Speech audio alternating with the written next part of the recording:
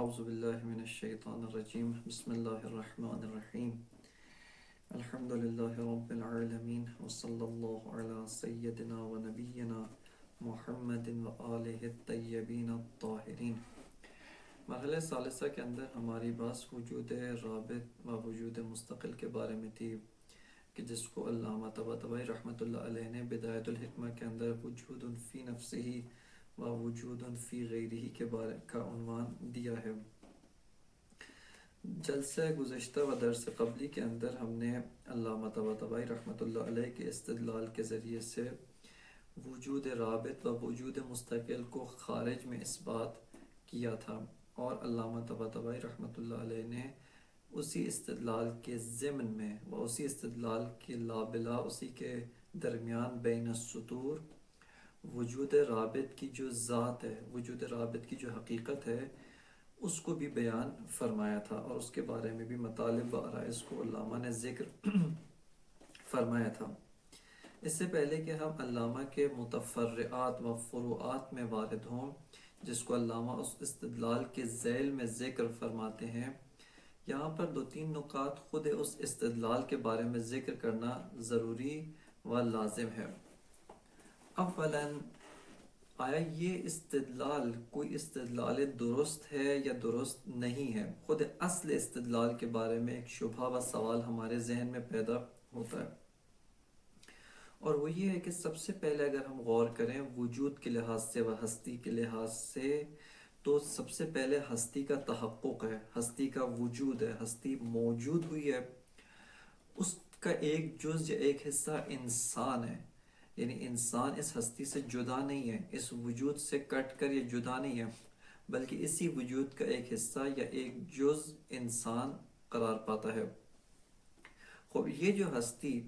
جو متعدد اجزاء کے اوپر مشتمل ہے، علت ہے، معلول ہے، دیگر بے تحاشا اجزاء ہیں، انہی میں سے ایک جز انسان قرار پاتا ہے۔ اس انسان کی ایک ساحت ہے، یا ایک اس کا نفس کا حصہ علم حصولی ہے، کہ حصے سے مراد ایک مادی شعبہ یا ایک مادی جز نہیں ہے۔ مثال کے طور پہ کہیں کہ مغز کا سامنے والا حصہ جو ہے وہ علم حصولی ہے، پیچھے والا حصہ فلاں کام کرتا ہے، یہ مراد نہیں ہے۔ چونکہ اساسی طور پہ نفس ہمارا غیر مادی ہے، نفس مجرد ہے، نفس مادی نہیں ہے، لہٰذا یہ جو کہا جاتا ہے کہ نفس کا ایک شعبہ یا نفس کی ایک شان، بہتر تعبیر یہ ہے کہ نفس کا ایک شعبہ، تاکہ اس کے مادی ہونے کا احساس نہ ہو، اس میں علم حصولی قرار پاتا ہے۔ انسان جب واقعات و اشیاء و حقائق سے روبرو ہوتا ہے، حقائق سے دوچار ہوتا ہے، حقائق کا سامنا کرتا ہے، یہاں پر اس کو ان حقائق کے مواجہ ہونے سے و حقائق سے روبرو ہونے سے اس کے ذہن میں مفاہیم حاصل ہوتے ہیں۔ اسی طرح جب خارج میں اشیاء کو متحد پاتا ہے، ان میں اتحاد پاتا ہے، اسی اتحاد کو جب حکایت کرنا چاہتا ہے، تو یہاں پر حکایت کی زبان میں اگر اس اتحاد کو بیان کرنا چاہے، یہاں پر تصدیقات یا قضایا تشکیل پاتے ہیں۔ لہٰذا اگر ہم دقت کریں تو قضایا وہ ہستی کے رونما ہونے کے بعد، وہ ہستی کے متحقق ہونے کے بعد، انسان کے متحقق ہونے کے بعد، انسان کی ساحت نفس، اس کی جو نفس کی ساحت علم حصولی ہے، اس کے اندر تشکیل پاتے ہیں۔ لہٰذا حقائق یا جو واقعیات ہیں یا وجود ہے، یہ سب کے سب متقدم بر قضایا ہیں، تقدم بر قضایا رکھتے ہیں۔ وہ قضایا کے جو حاکی از حقائق ہوتے ہیں، از جہت حاکی یہ متأخر از واقعیات و محکی ہوتے ہیں، اور محکی ہمیشہ متقدم بر حاکی ہوتا ہے۔ یہاں پر علامہ طباطبائی رحمۃ اللہ علیہ نے ایک استدلال کیا ہے جو ابتدائی نگاہ میں و نگاہ بدوی میں تھوڑا عجیب سا استدلال رکھتا ہے، اور وہ علامہ از طریق قضایا، از طریق جملات و تصدیقات و قضایا خارج از نفس و واقعیت نفس سے خارج ایک حقیقت کو اثبات کرنا چاہتے ہیں، اور اس حقیقت خارج از نفس کو اثبات کرنے کے لیے علامہ جس چیز کا سہارا لے رہے ہیں، جس چیز کو حد وسط بنا رہے ہیں، وہ تصدیقات اور قضایا ہیں۔ جبکہ ایک جہت سے دیکھیں تصدیقات بعد از قضایا، معذرت، تصدیقات و قضایا بعد از واقعیات ہیں، یعنی پہلے واقعات موجود ہوں، پہلے حقائق و اشیاء موجود ہوں، اس کے بعد سے جب ہم ان حقائق و اشیاء سے حکایت کرنا چاہتے ہیں، ان حقائق و اشیاء کو بیان کرنا چاہتے ہیں، یہاں پر ہم قضایا و تصدیقات سے استفادہ کرتے ہیں اور ان حقائق و اشیاء کو بیان کرتے ہیں۔ اب جب ان حقائق و اشیاء کو تصدیقات و قضایا کی شکل میں بیان کرتے ہیں، یہاں پر سوال پیش آتا ہے کہ آیا یہ قضایا و تصدیقات صادق ہیں یا صادق نہیں ہیں، کاذب ہیں؟ کہ اگر یہ قضایا مطابق با واقعات ہوں، مطابق با حقائق ہوں، صورت میں صادق ہیں، اور مطابق نہ ہو، عدم مطابقت کی شکل میں یہ حقائق و قضایا باطل ہیں، کاذب ہیں، مطابقت با حقائق و مطابقت با واقعیت نہیں رکھتے ہیں۔ بس کس طریقے سے علامہ طباطبائی رحمۃ اللہ علیہ وہ ان قضایا کے ذریعے سے،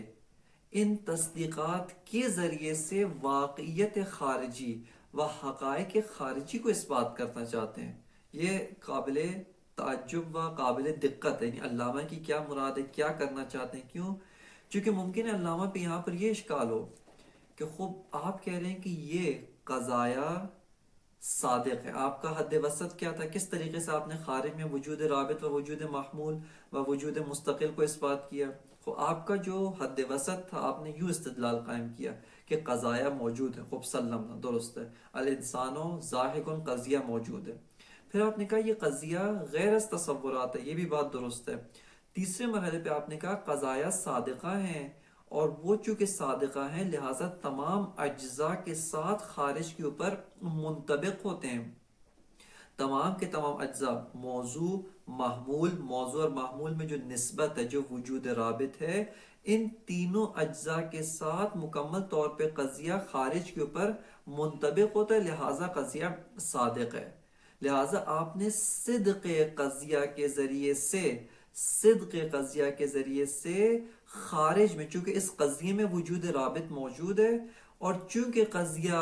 وجدانی طور پہ ہم پاتے ہیں کہ صادق ہے، خارج کے ساتھ مطابقت رکھتا ہے، لہٰذا اس کے ذریعے سے آپ خارج میں وجود رابط کو اس بات کر رہے ہیں۔ خوب، ھذا اول الکلام، کیوں اول کلام ہے؟ اس لیے اول کلام ہے کہ پہلے خارج میں وجود رابط کو ہونا چاہیے،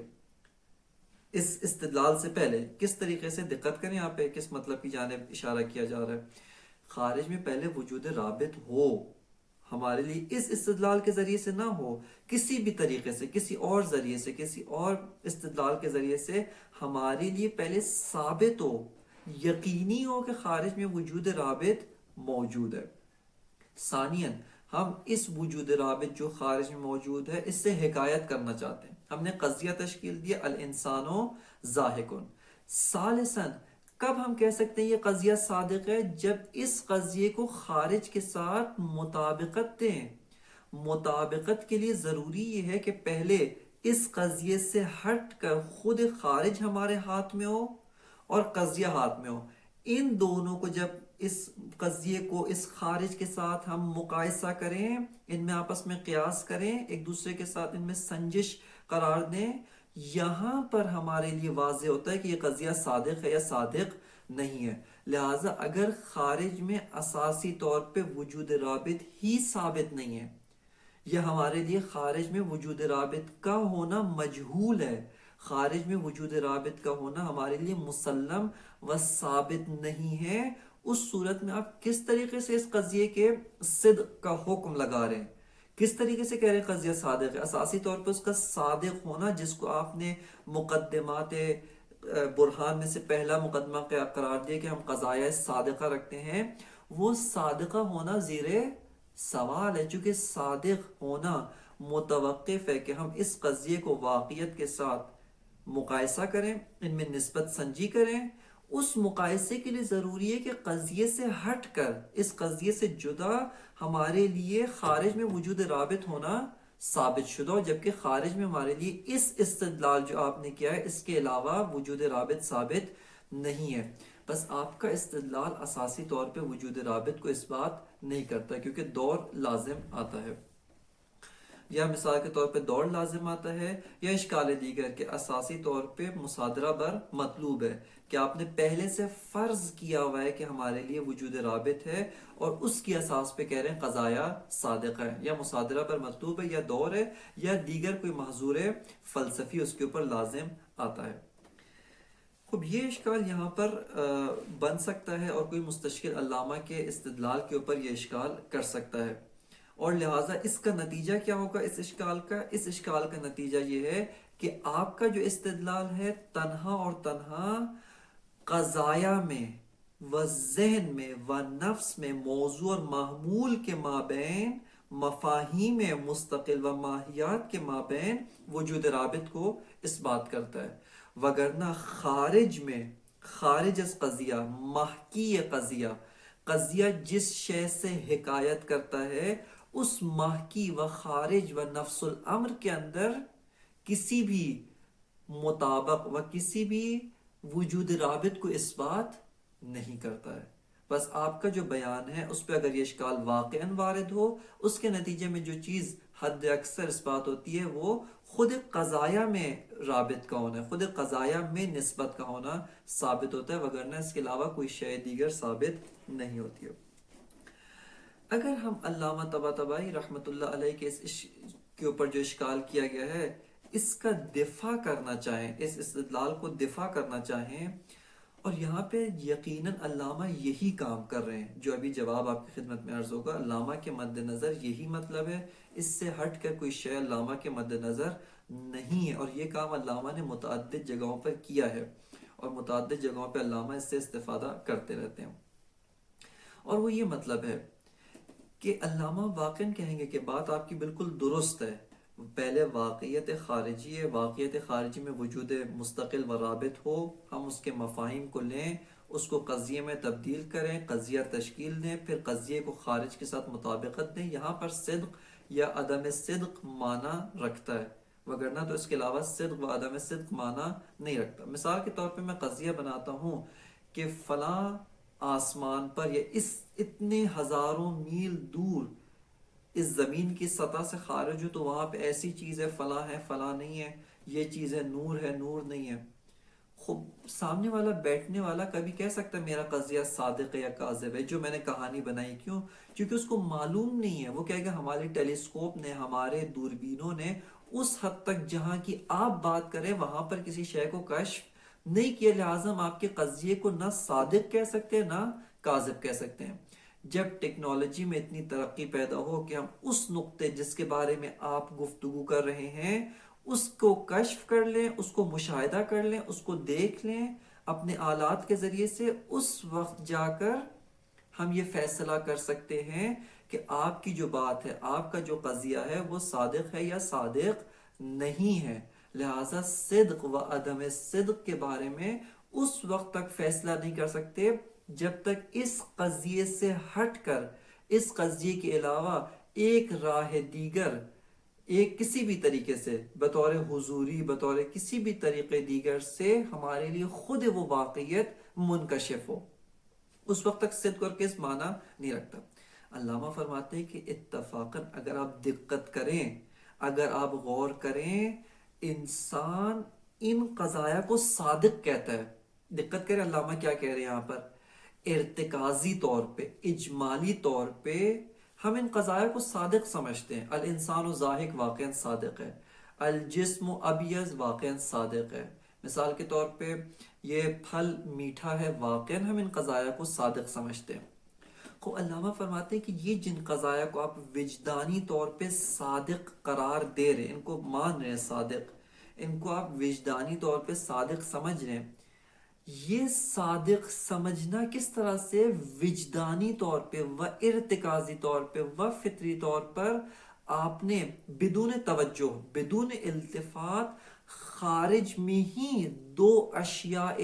مستقل جو ابھی اتحاد میں ہیں ان میں ایک وجود رابط کو درک کیا ہوا ہے۔ ہم اس استدلال کے ذریعے سے آپ کے ارتکاز کو، آپ کے اجمال کو تفصیلاً و ملتفتاً و التفاتاً آپ کی توجہ اس کی طرف دلانا چاہتے ہیں، وگرنہ خود آپ کا یہ کہنا، مثال کے طور پہ ہم ایک عامیانہ انسان جس نے اصلا فلسفہ نہیں پڑھا،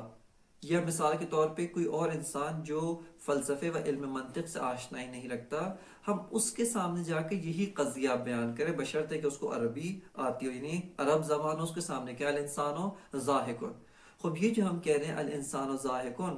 آیا وہ کہے گا کہ اس کی تصدیق کرے گا، تکذیب کرے گا؟ وہ اس کی تصدیق کرے گا کہ یہ قضیہ صادق ہے.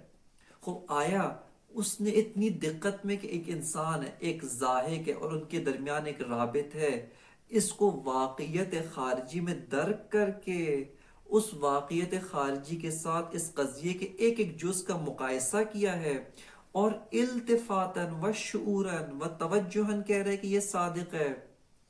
یا نا وہ اپنے اس ارتکاز، اس فلسفہ فطری، ارتکاز فطری جو اس کی جان میں بیٹھا ہوا ہے، جس کے اساس پہ جو کچھ وہ دریافت کر رہا ہے خارج سے دریافت کر رہا ہے، خارج سے حاصل کر رہا ہے اپنے نفس میں، لیکن توجہ تفصیلی عمیق نہیں رکھتا، چونکہ یہ فیلسوف کا کام ہے. اساساً فیلسوف ہے کہ جن چیزوں کو عوام الناس بہت ہی گٹھری کی مانند ایک اتنا ڈھیر کی طرح ایک ساتھ قبول کرتے ہیں، فیلسوف آتا ہے اس کو جز جز، ایک ایک حصہ، ایک ایک جز اس کا کھولتا ہے، اس کا تانا بانا جدا کرتا ہے، وجود کو ماہیت سے جدا کرتا ہے، تمام اشیاء کو، ان کی ایک ایک چیز کو جدا کرتا ہے. یہ فیلسوف کا کام ہے،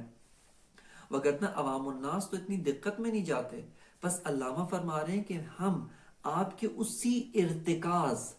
جو ارتکاز صادق ہے، ہاں جو ارتکاز درست ہے، ارتکاز اپنی جگہ پہ باطل نہیں ہے، اسی ارتکاز صادق، وہ جو آپ کی توجہ کے بغیر اجمالاً آپ نے ان حقائق کو قبول کیا اور اس کے اساس پہ کہتے ہیں یہ قضیہ صادق ہے، فلاں صادق نہیں ہے.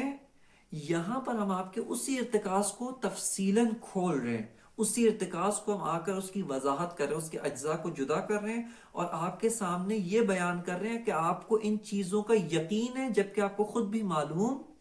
نہیں ہے. یعنی علم بسیط ہے، علم ہے کہ ان چیزوں کا علم ہے، لیکن آپ کو خود یہ معلوم نہیں ہے. مثال کے طور پہ ہمیں بہت ساری چیزوں کا علم ہے، لیکن علم بے علم نہیں ہوتا ہے. لہٰذا علامہ فرما رہے ہیں کہ وہ جو آپ کا علم بسیط ہے، علم اجمالی ہے، علم ارتکازی ہے، جو تفصیل حاصل نہیں کیا، جو تفصیلاً نہیں ہے، اجمالاً ہے، فطرتاً موجود ہے آپ کے اندر، لیکن آپ نے اس کو دقت کر کے کھولا نہیں، آپ نے اس کو تفصیل نہیں دی. ہم آ کر اس استدلال کے ذریعے سے وہ چیز کہ جس کو آپ فطرتاً و ارتکازاً مانتے ہیں و درست سمجھتے ہیں، ہم آ کے اس کی وضاحت کر رہے ہیں، اس کو کھول کر بیان کر رہے ہیں. لہٰذا یہ استدلال اس اشکال سے مبرہ ہے، اصلا یہ اشکال اس کے اوپر وارد نہیں ہے، چونکہ علامہ یہاں پر آ کر ہمارے اسی ارتکاز کو کہ جو ہمارے نفس میں موجود ہے، ایک شیء جدید نہیں ہے، بلکہ پہلے سے وہ ارتکاز ہمارے نفس میں موجود ہے، لیکن ہم التفات نہیں رکھتے ہیں، اس کی جانب متوجہ نہیں ہیں. اس ارتکاز کو علامہ طباطبائی رحمۃ اللہ علیہ کھول کر اور وضاحت کے ساتھ بیان فرماتے ہیں، اور اس کی اساس کے اوپر یہ استدلال تشکیل دیتے ہیں. بس یہ استدلال اس اشکال سے مبرہ و منزہ ہے. البتہ ایک اور اشکال کے جو علامہ طباطبائی رحمۃ اللہ علیہ کے اوپر وارد ہے، اور واقعا بعض اساتید نے اپنے حواشی کے اندر اس اشکال کی جانب اشارہ کیا ہے،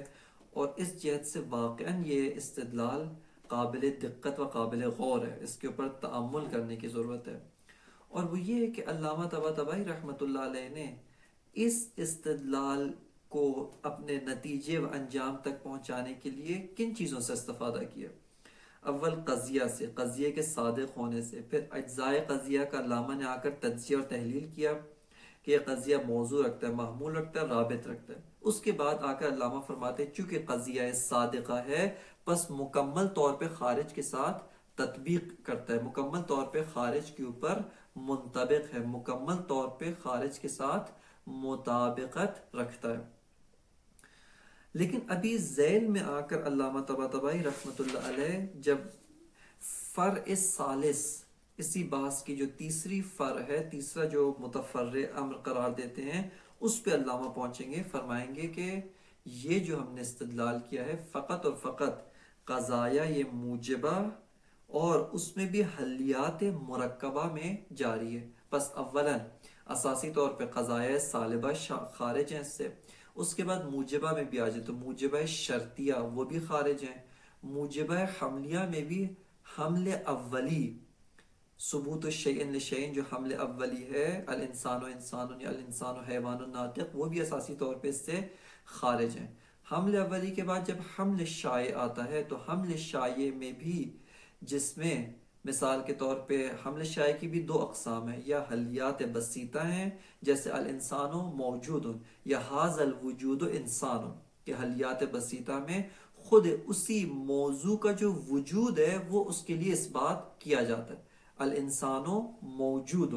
وجود برائے انسان اس بات کیا جاتا ہے. اس میں بھی اس کے بعد آتا ہے حلیات مرکبہ. علامہ فرماتے ہیں کہ ان حلیات مرکبہ کا جو محکی ہے خارج میں اس میں وجود رابط اس بات ہوتا ہے. بقیہ جتنی بھی اقسام کے قضایا ہیں ان میں اصلاً وجود رابط خارج میں اس بات نہیں ہوتا ہے. یہ قابل دقت و قابل تأمل ہے. ہم علامہ سے یہاں پر حق رکھتے ہیں سوال کرنے کا کہ آپ نے جو استدلال کیا ہے اس استدلال میں کوئی ایسا نقطہ یا کوئی ایسا حد وسط موجود نہیں ہے جس کی اساس پر حلیات مرکبہ در قضیہ موجبہ حملیہ اس کا حلیات مرکبہ بقیہ قضایا سے جدا ہو جائے, بقیہ قضایا سے الگ ہو جائے. آپ کا صرف اور صرف استدلال یہ تھا کہ یہ قضیہ ہے, قضیہ صادقہ ہے, 3 اجزاء رکھتا ہے, اور صدق قضیہ کا تقاضا یہ ہے, صدق قضیہ کا اقتضا یہ ہے کہ جس طرح سے موضوع و محمول خارج کے اوپر منطبق ہوتے ہیں, موضوع و محمول کا مطابق خارج میں ہونا چاہیے, اسی طرح سے جو اس موضوع اور محمول کے درمیان رابط ہے, وجود رابط ہے, اس کا مطابق بھی خارج میں موجود ہونا چاہیے. خوب آپ کا استدلال کلن اسی کے اوپر قائم ہے. خوب یہاں پر آ کر دیکھتے ہیں کہ جو حمل اولی ہے الانسان و انسان یا الانسان و حیوان ناطق, یا مثال کے طور پہ حلیات مرکبہ ہیں جس میں کہا جاتا ہے کہ حلیات بسیطہ جیسے الانسان موجود یا الشجر موجود یا الحجر موجود, یہ سارے کے سارے جتنے بھی قضایا ہیں خواہ حمل اولی ہو یا حمل شائع حلیات بسیطہ ہوں, خود قضیہ بما ہوا قضیہ میں رابط موجود ہے. ان قضیہ بما ہوا قضیہ میں جب ہم کہتے ہیں الانسان موجود تو وجدانی طور پہ پاتے ہیں کہ یہ قضیہ ہے اور وجود انسان صرف یہ 2 مفردات ہوں ان سے فرق رکھتا ہے. یہ قضیہ ہے, اس کے درمیان نسبت حکمیہ موجود ہے, ان میں رابط موجود ہے, رابط در قضیہ موجود ہے. خوب آپ کا یہی استدلال اگر اس میں جاری کریں الانسان موجود, خوب یہاں پر صدق قضیہ کا تقاضا کیا ہے کہ جس طرح سے موضوع و محمول کا ما بإزاء خارجی خارج میں موجود ہونا چاہیے, ان کا محکی خارج میں موجود ہونا چاہیے, اسی طرح سے جو رابط قضیہ جو قضیے میں رابط ہے وہ بھی اس کی بھی ما بإزاء ایک وجود رابط خارج میں موجود ہونا چاہیے. جبکہ آپ خود اس بات کے منکر ہیں کہ وجود اور ماہیت میں کوئی رابط موجود نہیں ہے خارج میں, یعنی خارج میں نہیں ہے, وجود یہ ہو ماہیت الگ ہو, اس کے بیچ میں ایک وجود رابط دیگر ہو کہ جو اس ماہیت کو وجود اصیل کے ساتھ ارتباط دے. یا اسی طرح حمل اولی الانسان و انسان, یہ جو حمل اولی ہے اس کے اندر رابط موجود ہے, یا الانسان و حیوان ناطق خود ایک قضیہ میں رابط موجود ہے. آیا قضیہ صادق ہے یا نہیں ہے؟ وہ قضیہ صادق ہے. صدق قضیہ کا معیار آپ کی نگاہ میں یہ ہے کہ جس طرح موضوع کا ما بإزاء خارجی ہونا چاہیے, موضوع کا مطابق ہونا چاہیے, محمول کا مطابق ہونا چاہیے, حتماً ان دونوں کے درمیان جو رابط ہے جو نسبت ہے اس کا بھی مطابق ہونا چاہیے. لہٰذا اس اساس کے اوپر حمل اولی کا بھی مطابق خارج میں موجود ہونا چاہیے, جبکہ آپ خود اس مطلب کے منکر ہیں, آپ خود اس مطلب کو قبول نہیں کرتے. لہٰذا یہ جو آپ نے استدلال کیا ہے اس جہت سے کہ آپ خود چاہیں اس استدلال کو تمام سمجھیں, لیکن استدلال کا دائرہ صرف اور صرف قضایہ موجبہ حملیہ حلیات مرکبہ میں منحصر قرار دیں، خود یہ استدلال اس بات کی اجازت نہیں دیتا ہے، بلکہ استدلال اپنے مقدمات کے تابع ہوتا ہے۔ جتنے وسیع مقدمات ہوں گے، جتنا مقدمات کا دائرہ و گسترہ اور ان کی وسعت ہوگی، اس حد تک نتیجہ بھی وسیع ہوگا۔ لہٰذا نتیجے میں اور مقدمات میں تطابق شرط ہے۔ چونکہ مقدمات وسیع ہیں، کوئی ایسا نقطہ نفس الامری موجود نہیں ہے کہ جو ان مقدمات کو صرف اور صرف قضایہ حملیہ موجبہ حلیات مرکبہ میں منحصر کرے، بس نتیجہ بھی مطابق بار جو ہے وہ مقدمات ہونا چاہیے، نتیجہ بھی عام آپ کو لینا چاہیے، جبکہ آپ خود اس نتیجے کو عام نہیں لیتے۔ بس یا تو یہ کہے کہ خود مقدمات میں کوئی نقطہ علامہ نے حذف کیا ہے، یا کوئی نقطہ علامہ کی نگاہ سے رہ گیا ہے جس کی اساس کے اوپر یہ مشکل پیش آتی ہے، یا کوئی اور مطلب ہے۔ لہٰذا یہ اس جہت سے جو ہے یہ استدلال قابل غور و قابل دقت ہے، اور اس کے اوپر جو ہے وہ اساتید نے اشارہ بھی کیا، وہ تذکر بھی دیا، اور بعض نے اسی اشکال کی وجہ سے کہا ہے کہ اساسی طور پہ علامہ کا جو یہ استدلال ہے وہ خارج میں کسی شے کو اس بات نہیں کرتا ہے، خارج میں وجود رابط کو اس بات نہیں کرتا، زیادہ سے زیادہ قضایا کے درمیان وجود رابط کو اس بات کرتا ہے، خارج میں وجود رابط کو اس بات نہیں کرتا۔ ہم دوسری طرف سے کہتے ہیں کہ علامہ کا استدلال اگر تمام ہے تو خارج میں تو وجود رابط قطعاً اس بات کرے گا، لیکن صرف ایسا نہیں ہے کہ قضایہ حلیات مرکبہ میں ہی صرف وجود رابط کو اس بات کرے گا، نہ خیر، بلکہ جہاں جہاں پر جس قضیے میں وجود رابط موجود ہے وہاں تک جو ہے وہ خارج میں وجود رابط کو اس بات کرے گا، حتیٰ حمل اولی میں بھی وجود رابط کو اس بات کرے گا۔ لہٰذا اس مطلب کی جانب ہمیں توجہ کرنے کی ضرورت ہے و دقت کرنے کی ضرورت ہے، اور اگر کسی طرح سے ہم اس استدلال کو اس اشکال سے نجات دے سکیں، یہ بہت بڑی کامیابی ہوگی، اور بہت ہی ایک ارتقاء در مطلب فلسفی کہ علامہ کے استدلال کو ہم نے اشکال سے نجات دے دیا۔ تیسرا نقطہ جو خود اسی استدلال کے بارے میں ذکر کرنا ضروری ہے وہ ہے سبک استدلال۔ یہ جو روش استدلال ہے یہ بہت اہم ہے، اور بہت ہی ایک نوع کی روش ہے جس کے اندر بہت اس کا دائرہ وسیع ہے۔ یہ جو روش استدلال ہے علامہ طباطبائی رحمۃ اللہ علیہ کی، اس روش استدلال سے ہمیں استفادہ کرنا چاہیے، اور یہ روش استدلال چونکہ علامہ مثال کے طور پہ مرحلہ ثالثہ میں لائے ہیں، ایسا نہیں ہے کہ ہم اس کو یہیں پہ منحصر کریں، اس کا گلا یہیں گھونٹ دیں، بلکہ یہ روش استدلال آگے بھی جاری ہو سکتی ہے، پیچھے آنے والے جو قضایا ہے اس میں بھی جاری ہو سکتی ہے۔ مثال کے طور پہ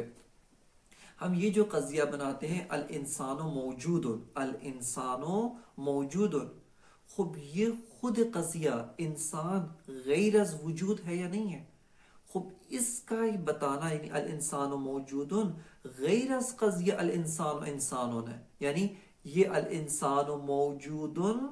اس قضیہ الانسان کی طرح نہیں ہے، وہ حمل اولی الانسان انسان، یہ حمل شائع ہے۔ خود یہ بتانا کہ الانسان موجود میں موجود غیر از انسان ہے، وہ انسان غیر از موجود ہے، یہ خارج میں مغایرت ماہیت اور وجود کو اس بات کرتا ہے۔ یعنی یہی کہ قضیے کے اندر دو مطالب و دو مفہوم، موضوع اور محمول میں ایک نوع کا تباین پایا جاتا ہے، ایک نوع کا ان کے اندر مغایرت پائی جاتی ہے، یہ اس مطلب سے حاکی ہے، اس مطلب سے حکایت کرتا ہے کہ خارج میں حتماً ان میں ایک نوع کی مغایرت و ایک نوع کا ان کے اندر تباین پایا جاتا ہے۔ لہٰذا ہم از طریق علم، یعنی علم حصولی مفاہیم، چونکہ علم حصولی مطابقت پر خارج رکھتا ہے، علم اساسی طور پہ حاکی از محکی ہوتا ہے، علم کا کام یہ ہے حکایت از محکی کرنا، اپنے محکی سے حکایت کرنا۔ لہٰذا علم کے اندر جو ظرائف ہم محسوس کرتے ہیں، علم کے اندر جو لطائف اور جو دقتیں محسوس کرتے ہیں، ان کو بعض آسیب و آفات سے محفوظ رکھ کے تمام کے تمام کو بے عینی خارج کی طرف نسبت دے سکتے ہیں، ایک دقت کے ساتھ، ایک جو ہے اس کے اندر دقت کے ساتھ، ہر شے جو علم میں اس کو خارج کی طرف نسبت نہیں دے سکتے۔ مفروضات مثال کے طور پہ میں 10 سروں والا ایک انسان فرض کر رہا ہوں، قطعاً اس کو خارج کی طرف نسبت نہیں دے سکتے. یا مثال کے طور پہ بیٹھ کے سونے کا پہاڑ یا سونے کا دریا، اس کو فرض کرو، اس کو خارج کی طرف نسبت نہیں دے سکتے کیونکہ فرضیات ہیں، مفروضات ہیں، ان کو اعتبار کیا. اس کو ہٹا کر وہ چیزیں کہ جو ہم نے مرحلہ اولا میں خارج سے دریافت کی ہیں، خارج نے ہمارے اوپر تحمیل کیا ہے، ہمارے ساحت علمی کو متاثر کیا اور ہم نے خارج سے دریافت کی ہیں، اب ہم آ کر اپنے اسی علم حصولی و ارتکازات جن کو ہم نے بطور یکجا بہت سارے امور کو درک کیا ہے، بہت ساری چیزوں کو بیک وقت لیا ہے، ان ارتکازات و علم حصولی میں جو امور ہیں انہی میں دقت کریں، انہی میں آ کے غور کریں، انہی میں آ کر ہم ایک نوع کا اعمال نظر کریں، دقت کریں. یہاں پر جو ذرائع معلوم ہوتے ہیں ان ذرائع کو ہم خارج کی طرف بھی نسبت دے سکتے ہیں، اور یہ بہت اہم مسئلہ ہے. یہیں سے ہمارے نزدیک بہت سارے مطالب و بہت سارے امور حل ہوتے ہیں. خوب کس طریقے سے ماہیت فقط ذہن میں، خارج میں نہیں، جبکہ ذہن میں ہم مغایرت بین وجود اور ماہیت محسوس کرتے ہیں. اسی طرح مغایرت بین ماہیت میں معقول ثانی موجود ہے. وحدت غیر از انسان ہے، انسان غیر از قدرت ہے، قدرت غیر از علم ہے، علم غیر از وجوب وجود ہے، وجوب وجود غیر از وجود ہے، وجود غیر از اصالت ہے. ایک نوع مغایرت موجود ہے در سطح علم، علم کی سطح پہ مغایرت. اور چونکہ علم عین معلوم ہے، علم عین محکی ہے، من جہتن ایک جہت سے علم غیر از عین محکی ہے. یہاں پہ آ کر یہ جو دقتیں جو ہم نے علم میں پائی ہیں، علم حصولی میں پائی ہیں، اس کو خود خارج اور خود واقعیت خارجی کی طرف نسبت دے سکتے ہیں. لہٰذا اگر ہم علم میں، علم حصولی میں ماہیت و وجود میں مغایرت پاتے ہیں، ایک نوع مغایرت لطیف جس کی وضاحت پہلے کی جا چکی ہے، یہیں سے ہم ثابت کرتے ہیں بس حتماً خارج میں وجود غیر از ماہیت ہے، ماہیت غیر از وجود ہے. اگرچہ غیریت اس طرح سے نہیں کہ ماہیت ادھر پڑی ہو، وجود ادھر پڑا ہو اور ان میں کوئی تعلق نہ ہو، اس طرح سے نہیں ہے، بلکہ ایک ہی شے، یہ ایک ہی درخت، اس کا جنبہ ماہوی غیر از جنبہ وجودی ہے. اس کا جو جس جنبے سے ہم مفہوم ماہوی کو انتزاع کرتے ہیں وہ غیر از جنبہ جس سے ہم مفہوم وجود کو انتزاع کرتے ہیں، کہ ان دو جہات و ان دو حیثیات میں فرق ہے. لہٰذا یہ جو سب کے استدلال ہے، علامہ کی جو روش ہے استدلال میں، یہ بہت اہم روش ہے، اور اس روش سے ایک فیلسوف متعدد مقامات پر استفادہ کر سکتے ہیں، اور ہمیں اس روش سے استفادہ کرنا چاہیے. لہٰذا اس استدلال کے متعلق جتنے مطالب یہاں پر ضروری تھے وہ آپ کی خدمت میں عرض کیے جا چکے ہیں. اصل استدلال کے بعد سے علامہ طباطبائی رحمۃ اللہ علیہ متفرعات استدلال میں وارد ہوتے ہیں، یعنی وہ امور کی جو خود انہی استدلال سے ہم استفادہ کر سکتے ہیں. پہلا جو امر علامہ طباطبائی رحمۃ اللہ علیہ نے یہاں پر ذکر کیا ہے، پہلا جو فرع اول ہے، وہ ایک جہت سے بہت ہی اہمیت والی فرع ہے، اور یہ علامہ کے جو مقررین ہیں، جو علامہ کے شارحین ہیں، علامہ کی آثار کی شرح کرنے والے ہیں، ان کو اس فرق نے ایک نوع مشکل میں ڈالا ہے اور ایک نوع ان کو حیرت و سرگردانی کا شکار کیا ہے. پہلے ہم اس فرق کو بیان کرتے ہیں اور اس کے بعد سے خود علامہ طباطبائی رحمۃ اللہ علیہ کے آثار میں ایک نوع دیکھیں گے کہ اس فرق سے علامہ کی اپنی کیا مراد ہے، خود علامہ طباطبائی رحمۃ اللہ علیہ کیا فرمانا چاہتے ہیں، اور اس کے بعد جو علامہ کے شارحین نے کہا ہے انہوں نے کس طرف مائل ہوئے، کس طرف تمایل پیدا کیا ہے. اور اس کے متعلق چونکہ یہ اہم مطلب ہے لہٰذا اس کے اوپر رکنا ضروری ہے، جو خود علامہ کے تمام آثار کے اوپر تاثیر گزار ہے. جتنے بھی علامہ کے مکتوبات ہیں، جتنے بھی آثار ہیں اس مسئلے میں کہ آیا واقعتاً و حقیقتاً علامہ طباطبائی ماہیت کو خارج میں سمجھتے ہیں کہ خارج میں ماہیت ہے، یعنی علامہ ماہیت کو ذہنی محض قرار دیتے ہیں. وہ گروہ، وہ شارحان، وہ بزرگواران، وہ اساتید کہ جو یہ کہتے ہیں کہ نہ علامہ طباطبائی ماہیت کو فقط ذہنی مانتے ہیں، علامہ ماہیت کو صرف اور صرف ذہنی مانتے ہیں، وہ اسی فرض سے استفادہ کرتے ہیں اور نہایت الحکمہ میں بھی علامہ نے بعینہ بعض سے وجود رابط و وجود مستقل مرحلہ ثانیہ قرار دیا ہے نہایت الحکمہ میں. وہاں پہ فصل اول کے ذیل میں علامہ نے اسی فرق کو ذکر کیا ہے، اور دوبارہ جو شارحان ہیں انہوں نے وہاں سے یہی سمجھا ہے کہ علامہ کہہ رہے ہیں ماہیت اصلاً خارج میں موجود نہیں. لہٰذا پہلے اصل فرق کو دیکھتے ہیں، اس کے بعد اس کے بارے میں بعض مطالب ذکر کریں گے. اولاً علامہ فرماتے ہیں کہ یہ جو استدلال ہے جو ہم نے یہاں پر جاری کیا ہے، اس میں ہم نے کہا تھا کہ یہ جو وجود رابط ہے اس کو کسی بھی جہت سے مستقل نہیں ہونا چاہیے، اس میں کوئی شائبہ استقلال بھی پایا نہیں جانا چاہیے. کیوں؟ اگر یہ مستقل ہو جائے، ایک شیء سوم، ایک خود اظہار وجود کرے، ایک استقلال کے طور پر ایک موٹی شے ہو جائے، موضوع اور معمول کے مابین اور اس کے وسط میں واقع ہو جائے، مستقل ہو جائے، علامہ فرماتے ہیں کہ اس وجود رابط کو موضوع کے ساتھ مرتبط کرنے کے لیے و معمول کے ساتھ مرتبط کرنے کے لیے دو اور رابط کی ضرورت ہے. لہٰذا علامہ فرماتے ہیں کہ اس رابط کو استقلال در مفہومیت نہیں رکھنا چاہیے. یہاں سے علامہ طباطبائی رحمۃ اللہ علیہ فرماتے ہیں کہ اس استدلال کی اساس پر وجود رابط اساسی طور پہ ماہیت نہیں رکھتا ہے. علامہ فرما رہے ہیں کہ وجود رابط یا وجودات رابطہ، یعنی یہ جو متعدد وجودات رابط، ان کی اصلاً کوئی ماہیت نہیں ہے. کہ ماہیت سے مراد علامہ کی اصطلاح فلسفی ماہیت میں ماہیت بمعنی اخص ہے. ما یقال فی جواب ما ہو، کہ علامہ خود تصریح کرتے ہیں، فرماتے ہیں کہ وجود رابط کی کوئی ماہیت نہیں ہونی چاہیے. خب کیوں ماہیت نہیں ہونی چاہیے؟ علامہ فرماتے ہیں کہ اگر آپ دقت کریں ماہیت کہتے کس سے، فرماتے ہیں ماہیت ما یقال فی جواب ما ہو ہے. بس آپ اس وجود رابط کی ماہوں سے سوال کریں گے، آپ کہیں گے کہ مثلا یہ وجود رابط ما ہوا، اس وجود رابط کی ماہیت کیا ہے؟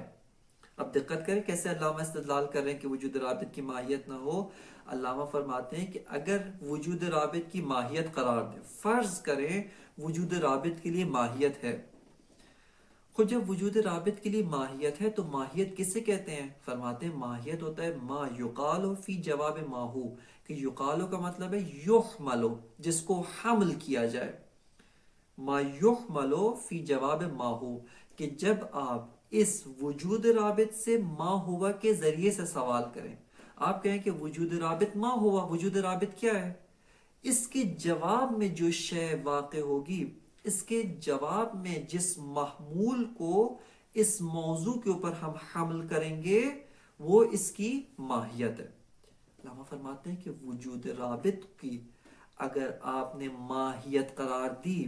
اور ماہیت ما یقال فی جواب ما ہو ہوتا ہے، تو وجود رابط کو موضوع قرار دینا پڑے گا، اور وہ جو ما ہوا کا جو سوال ہے، اس سوال کا جو جواب ہے، جو ماہیت ہے، وہ اس کے اوپر محمول ہو رہا ہے، وہ اس وجود رابط کے اوپر حمل ہو رہا ہے، وہ اس وجود رابط کے اوپر آپ آ کر اس کو حمل کر رہے ہیں. بس فرما رہے ہیں کہ یہ وجود رابط نہیں رہا ہے، بلکہ موضوع بن گیا ہے کہ جو مستقل ہوتا ہے. بس دقت کریں یہاں پہ علامہ کس طریقے سے وجود رابط کے لیے ماہیت کی نفی کرتے ہیں. علامہ فرما رہے ہیں کہ اگر وجود رابط کی ماہیت ہو تو ماہیت کیا ہوتی ہے؟ ما یقال فی جواب ما ہو. بس اس محمول کو وجود رابط کے اوپر آپ حمل کریں گے، اس محمول کو وجود رابط کے اوپر آپ آ کر حمل کریں گے. بس یہ رابط نہیں رہا، چونکہ رابط کے اوپر کوئی شے حمل نہیں ہوتی ہے، بلکہ وہ موضوع اور معمول کے مابین اس طرح سے واقع ہوتا ہے کہ خود گم ہو جاتا ہے اور محمول کو موضوع کے ساتھ مرتبط کرتا ہے. اگر اس وجود رابط کی ماہیت ہو، یہ استقلال پیدا کر جائے گا، یہ مستقل ہو جائے گا. کیوں؟ چونکہ اس کی ماہیت ہے، وہ ماہیت اس وجود رابط کے اوپر حمل ہو رہی ہے، اور چونکہ ماہیت وجود رابط پہ حمل ہو رہی ہے، یہ وجود رابط بے جائے گاہ و مقام و منصب موضوع پہ بیٹھ گیا جب یہ ماہیت اس کے اوپر حمل ہو رہی ہے. لہٰذا اساسی طور پہ اب یہ رابط نہیں رہا، اب یہ رابط نہیں رہا، اور یہ خلف ہے، یہ خلاف، چونکہ اس کو پہلے ہم نے رابط فرض کیا تھا، لہٰذا رابط کا غیر رابط ہو جانا یہ انقلاب در ذات ہے یا خلف ہے، جو دونوں محال ہے. بس توجہ کریں، فرماتے ہیں وَيَظْهَرُ مِمَّا تَقَدَّمَ، علامہ فرماتے ہیں کہ جو استدلال ہم نے کیا ہے، جو مما تقدم ہے، اس سے کیا چیز ظاہر ہوتی ہے؟ اولا ان الوجودات الرابطہ لا ماہیت لها، اصلا وجود رابط کی کوئی ماہیت نہیں ہے. کیوں؟ فرماتے ہیں لأن الماہیت ما یقال فی جواب ما ہو، فرماتے ہیں ماہیت وہ شے ہے کہ جو جواب ما ہوا میں واقع ہوتی ہے. خود اس ماہیت کی جو تعریف علامہ نے کی ہے، ما یقال فی جواب ما ہو، اسی سے معلوم ہوتا ہے کہ یہاں پر الماہیت سے مراد ماہیت بے معنی اخص ہے. زید و بقر ہو، مثال معذرت جیسے انسان ہو، بقر ہو، شجر ہو، اس طرح کی ماہیات ہے. نہ ماہیت بے معنی معقول ثانی، یا ماہیت بے معنی ما بہ الشیء ہوا ہو، کہ جس معنی میں وجود کو بھی کہتے ہیں کہ وجود کی ماہیت کیا انیت ہو، وہ معنی والا ماہیت نہیں ہے، بلکہ ماہیت جو مغایر با وجود ہے، ماہیت جو در مقابل ہے، جو وجود کے مقابلے میں آتا ہے، وجود اس کے اوپر عارض ہوتا ہے، وہ ماہیت مراد ہے. لہٰذا الماہیت کی جو علامہ نے تعریف کی ہے، الماہیت کے اوپر جو علامہ یہاں پر اس کی تعریف ذکر کر رہے ہیں، خود اسی تعریف سے معلوم ہوتا ہے کہ الماہیت سے مراد علامہ کی ماہیت بے معنی اخص ہے. انسان ہو، بقر ہو، اس طرح کی جو ماہیات ہیں وہ مراد ہے. فرماتے ہیں وجود رابط کے لیے کوئی ماہیت نہیں ہے، وجود رابط کی کوئی ماہیت نہیں. کیوں؟ فرماتے ہیں لأن الماہیت ما یقال فی جواب ما ہو، ماہیت وہ شے ہے کہ جو ما یقال فی جواب ما ہوا میں واقع ہوتی ہے. فلا محالۃ وجود محمولی ذو معنی مستقل بالمفہومیہ. علامہ فرماتے ہیں پس فلاح اس ماہیت کے لیے کیا ہوتا ہے، جس کے لیے جو ماہیت ہوتی ہے لا محالہ وجود محمولی ہے، اس کو آپ موضوع قرار دے رہے ہیں، محمول کے اس کے اوپر حمل ہو رہا ہے. بس فرماتے ہیں وجود محمولی، وجود محمولی نہ یہ خود محمول ہے، وجود محمولی در مقابل وجود رابط، اس اصطلاح کے مطابق جو پیچھے علامہ نے ذکر کی تھی کہ وجود محمولی مستقل کو کہتے ہیں، وجود مستقل کا دوسرا نام وجود محمولی، نہ محمول در مقابل موضوع. فرماتے ہیں یہ رابط اگر اس کے لیے آپ ماہیت قرار دیں گے، فرماتے ہیں ماہیت کیا ہوتی ہے؟ ایک وجود محمولی ہے، وجود مستقل ہے، ذو معنی مستقل ہے بالمفہومیت، اور مفہوم کے لحاظ سے استقلال رکھتی ہے، بس دیگر یہ رابط نہیں ہے. والرابط لیس کذالک، علامہ فرماتے ہیں جبکہ رابط اس طرح سے نہیں ہوتا ہے. ہم نے جو استدلال کیا ہے اس استدلال کی اساس پہ رابط کو اساساً موضوع اور محمول کے مابین ایک شے مستقل نہیں ہے، بلکہ اس کا وجود اسی موضوع اور محمول کے اندر گم ہے، اسی کے اندر گم ہو چکا ہے، نہ یہ کہ ایک شے مستقل و شے جدا گانا ہے. وہ اساتید و بزرگواران کے جو علامہ کی طرف یہ نسبت دیتے ہیں کہ علامہ طباطبائی اساسی طور پہ خارج میں ماہیت کے منکر ہیں، اور ماہیت کو ایک امر ذہنی اعتباری بے معنی کہ ہمارا ذہن فرض کرتا ہے، اور اس فرض سے خارج، اس فرض سے ہٹ کر ماہیت کوئی حقیقت و کوئی شے موجود نہیں ہے، حتیٰ خارج میں بالوجود بھی موجود نہیں ہے. وہ اس عبارت سے استفادہ کرتے ہیں اس طرح سے. وہ فرماتے ہیں کہ جناب صدر المتعلقین اور جناب صدر المتعلقین کی پیروی میں علامہ طباطبائی رحمۃ اللہ علیہ بھی اس مطلب کے قائل ہے کہ حق تعالی جو علت العلل ہے، جو مسبب الاسباب ہے، جو ایسی علت ہے کہ جس کے مافوق کوئی اور علت نہیں، اس کی کوئی علت نہیں ہے، اس کو وجود دینے والا کوئی نہیں، بلکہ وہ واجب الوجود ہے، وہ اساسی طور پہ واجب الوجود ہے، بذات ہے. فرماتے ہیں کہ صدر المتعلقین قائل ہیں، ان کی اتباع میں علامہ طباطبائی قائل ہے کہ وجود مستقل صرف اور صرف ذات حق تعالی ہے،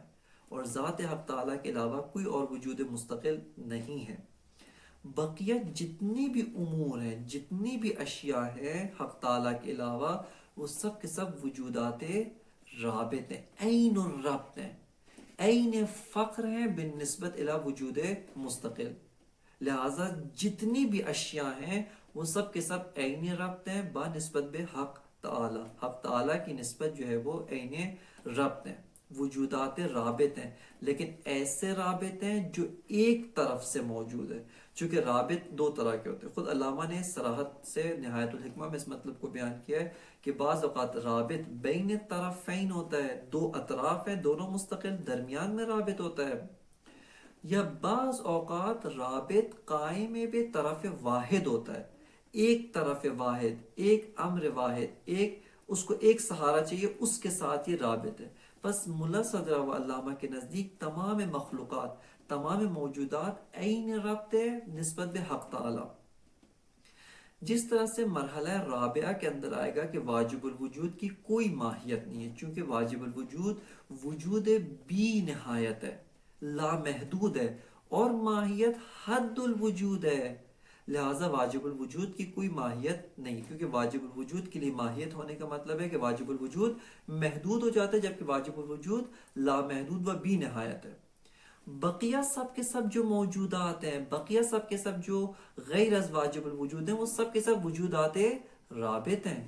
وہ سب کے سب ملا صدرہ کی نگاہ نہائی و علامہ نے اسی کو قبول کیا ہے، ان کی نگاہ میں یہ سب کے سب نسبت بے حق تعالی، نسبت بے واجب الوجود وجودات رابط ہیں.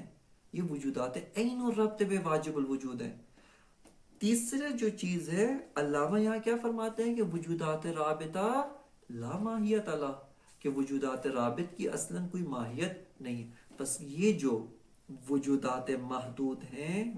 یہ جو عین الربط بے حق تعالی ہے، معالیل حق تعالی ہے، ان کی کوئی ماہیت نہیں ہے. بس فرماتے ہیں کہ اس استدلال سے، اس کے ساتھ یہ جو دو مقدمات ہیں جس کے خود علامہ قائل ہے، یہ نتیجہ نکلتا ہے کہ اساسی طور پر علامہ طباطبائی رحمۃ اللہ علیہ کے نزدیک خارج از ذہن، خارج از نفس، خارج از علم حصولی اصلاً ماہیت موجود نہیں ہے، حتیٰ بالوجود بھی موجود نہیں ہے. لہٰذا فرماتے ہیں کہ یہ جو اساتید ہیں، وہ یہ جو بزرگواران ہیں، ان کے نزدیک علامہ کی یہ تقریر ہے کہ علامہ اس بات کے قائل ہے کہ اساسی طور پہ خارج میں ماہیت موجود نہیں ہے. اور اس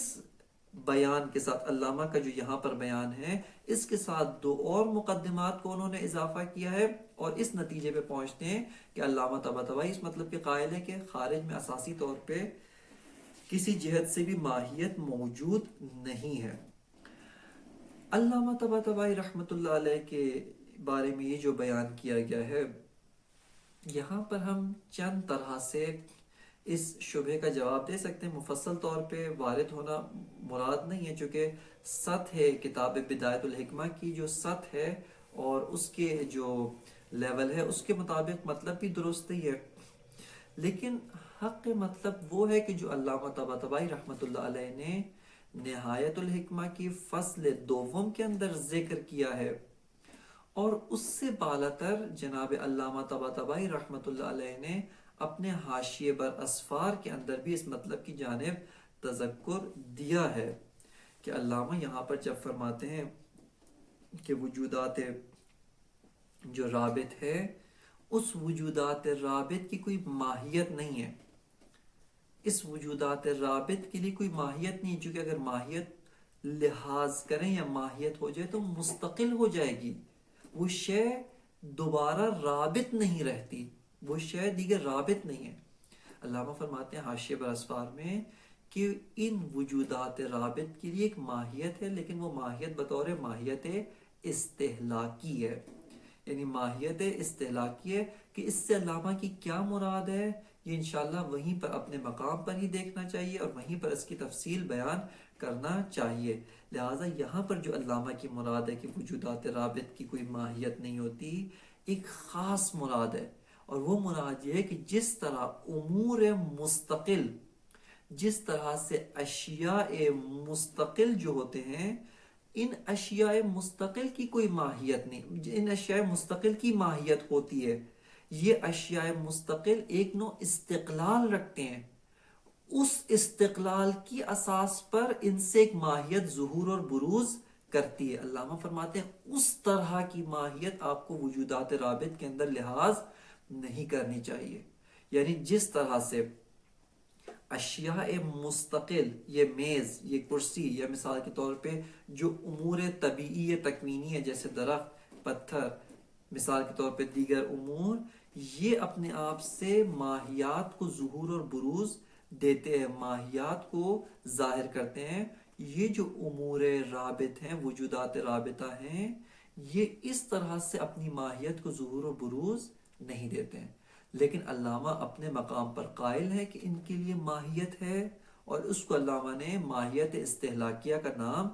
دیا ہے، ماہیت استہلاکیہ کا نام علامہ نے دیا، لہٰذا اس کو تفصیل علامہ نے حاشیہ بر اسفار میں بیان کی ہے، کہ وہیں کے اوپر جو دوستان ملاحظہ کرنا چاہیں ملاحظہ کر سکتے ہیں۔ اس کے بعد علامہ طباطبائی رحمۃ اللہ علیہ فرع دوم و فرع سوم کو بیان کرتے ہیں، کہ چونکہ ان کے بارے میں مباحث تھوڑی تفصیلی ہیں، لہٰذا انشاءاللہ تعالی